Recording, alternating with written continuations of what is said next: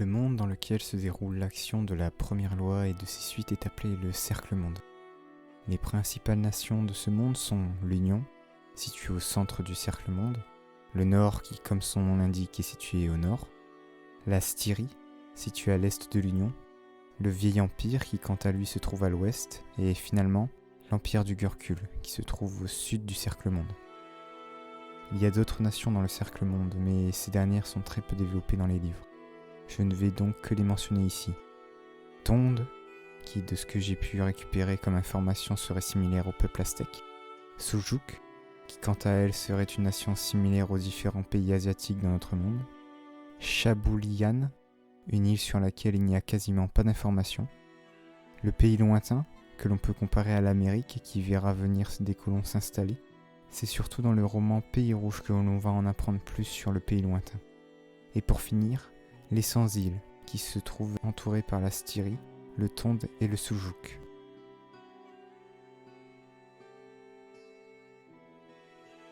Parlons maintenant des nations que je juge importantes dans l'univers de la première loi. Tout d'abord, la Styrie. Si l'on devait comparer la Styrie à un pays existant dans notre monde, je pense que ce serait à l'Italie qu'il faudrait comparer cette nation. La Styrie est une île que l'on pourrait dire non unifiée. Elle est composée de différentes cités-États. Ces cités sont au nombre de 10 et sont les suivantes. Vicérine, qui est dirigée par le duc Salier, Ospria, menée par le duc Rogonte, Borletta, avec à sa tête le duc Quentin, Puranti, dirigé par le duc Lirozio, Afola, menée par Cotarda, Nicante, dirigée par Patine. Muselia et Caprile sont quant à elles sous la domination de la cité-État de Talins. Et la dernière est la cité-État de Sipani, dirigée par le chancelier Sotorius. Le sud-ouest de l'île est quant à lui sous domination d'une puissance étrangère. Dans cette partie de la Styrie se trouve la cité-État de Port-Ouest, qui est un protectorat de l'Union. Les cités-États sont souvent en conflit et la paix est rare en Styrie. Mais 8 de ces cités-États vont s'unir pour contrer la menace que représente le duc Orso, dirigeant de la cité-État de Talins. C'est dans le livre Servir froid, 4e livre dans la chronologie, que va nous être dépeint ce conflit qui oppose les cités-États de la Ligue face au duc Orso. Ce livre nous contera l'histoire de Monza Murcato, capitaine général des 1000 épées, une compagnie de mercenaires à la solde du duc Orso. Le vieil empire pourrait quant à lui être comparé à l'empire romain. C'est un état qui a eu un âge d'or avant de s'effondrer, et sa gloire d'antan a désormais disparu. Cette nation a été fondée par Juvens, fils du dieu Euse, et fondateur de l'ordre des mages. Le vieil empire est considéré comme le berceau de la civilisation. Certains empereurs restent encore célèbres à l'époque où se déroule l'action de la première loi. C'est par exemple le cas de l'empereur Stolicus. Les personnages vont parfois énoncer des préceptes de Stolicus au cours de l'histoire, comme celui-ci. Un animal se bat pour la victoire, un général marche jusqu'à elle. Ou encore des préceptes de Verturio, comme « La bravoure est la vertu des hommes morts ». La chute du vieil empire a été causée par la jalousie de Glustrode, l'un des frères de Juvens. Glustrode eut recours à de la magie interdite pour communiquer avec des démons et invoquer une armée pour prendre d'assaut Olcus, la capitale du vieil empire, désobéissant ainsi à la première loi édictée par Euse.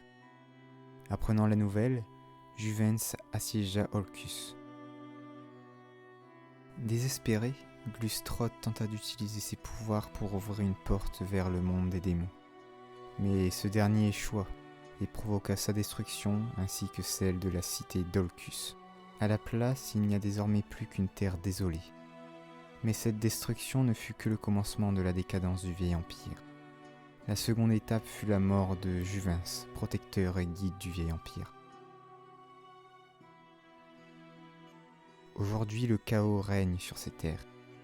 Les différents généraux impériaux se sont chacun proclamés empereurs et s'affrontent constamment. L'histoire du vieil empire nous est contée plus en détail dans le second tome de la trilogie.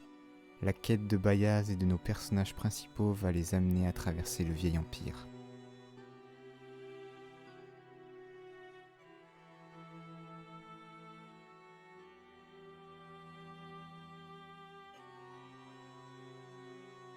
Parlons maintenant d'un autre empire, l'empire du Gurkul qui pourrait être comparé au royaume musulman du Moyen-Âge ou encore à l'empire ottoman. L'empire du Gurkul a quant à lui été fondé par l'un des disciples de Juvens, Kaloul. Aujourd'hui, le prophète Kaloul est le guide spirituel du Gurkul. Même si l'empire du Gurkul a à sa tête un empereur, et plus précisément l'empereur Uthman ul Dost au début de la trilogie, c'est le prophète Kaloul qui dirige réellement l'empire. Kaloul impose sa loi au sujet de l'empire grâce à la religion et à ses dévoreurs, qui sont en quelque sorte des mages du sang même. L'empire du Gurkul est composé de différentes nations. Le Gurkul, où est né l'empire, Kadir, Dawa, Yashtavit, Shamir et Sikur. Quelques années avant le début de la trilogie, l'empire est en guerre contre l'Union. C'est durant ce conflit que l'Union étendra son territoire en annexant la ville de Dagoska.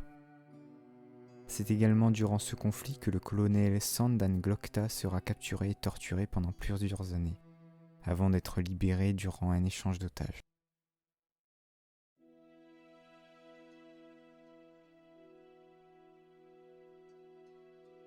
Nous avons parlé de l'empire méridional du Cercle-Monde. Parlons maintenant du territoire septentrional, tout simplement appelé le Nord. Le Nord est une société clanique, mais il y a très longtemps, il fut unifié par Skarling Udless pour empêcher l'Union de s'étendre plus au nord. Contrairement à l'Union, dont nous parlons plus tard, la naissance ne va pas dicter la vie d'un homme du Nord. Ce sont ses actions qui vont déterminer la place qu'il occupera dans la société. Les hommes du Nord sont des guerriers. Il y a les Serfs qui sont très légèrement armés, puis viennent les Karls, qui sont en quelque sorte les guerriers professionnels. La dernière catégorie sociale est celle des hommes nommés. Ce sont des Nordiques qui ont accompli des exploits durant des batailles ou durant des duels dans le cercle. Ce sont des personnes très respectées qui peuvent obtenir un surnom. C'est par exemple le cas de Logen Neufdoigt, Daou le Sombre ou encore Shama sans cœur. Certains personnages du cycle ont obtenu un surnom pour des raisons moins glorieuses que les autres hommes nommés. C'est par exemple le cas de Colchivers ou encore de Forley le Gringalet. C'est aussi l'un des territoires où se trouve l'une des rares espèces non humaines de l'univers de la première loi, les Shankas. Les Shankas, ou également appelés têtes plates, sont des êtres humanoïdes ressemblant, d'après les descriptions faites dans les livres, à d'énormes singes. Ils vivent en groupe et s'attaquent aux humains. Au début du cycle, le Nord a de nouveau été unifié. C'est Béthode qui se tient cette fois sur le trône de Skarling. Il a unifié les clans du Nord grâce à de nombreux combats dans le cercle, et son champion, comme nous l'apprenons assez tôt dans l'histoire, était Logen, aussi appelé le Neuf Sanglant. Après avoir unifié le Nord, c'est désormais vers l'Union que se tourne le regard de Béthode, et plus particulièrement vers le pays des Angles, considéré par les hommes du Nord comme faisant partie de leur territoire.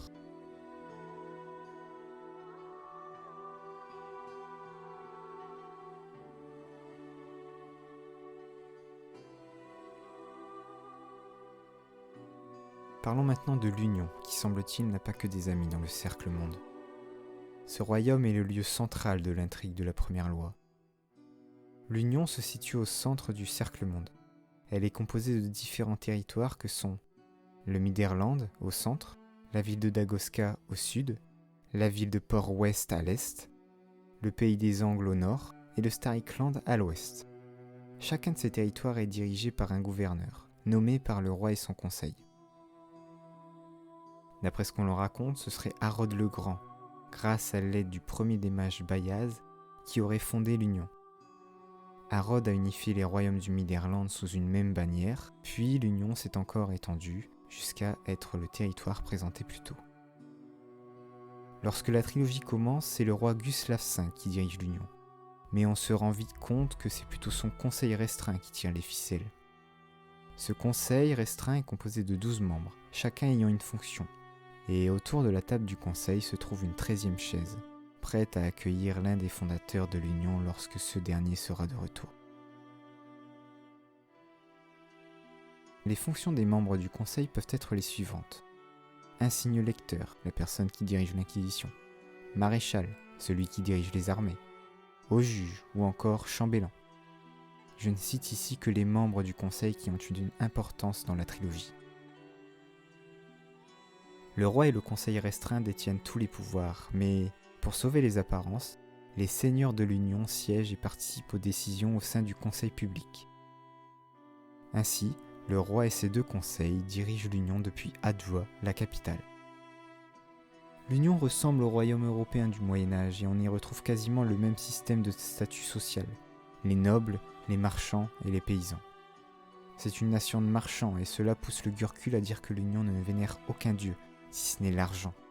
L'argent sera d'ailleurs l'un des nombreux thèmes abordés dans la trilogie.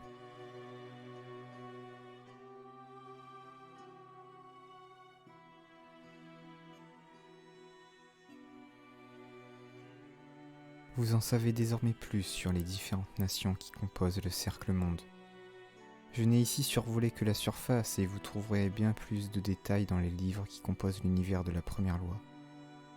Je vous dis à la prochaine dans une autre vidéo sur cet univers, en vous souhaitant une bonne journée, matinée, soirée, où que vous soyez.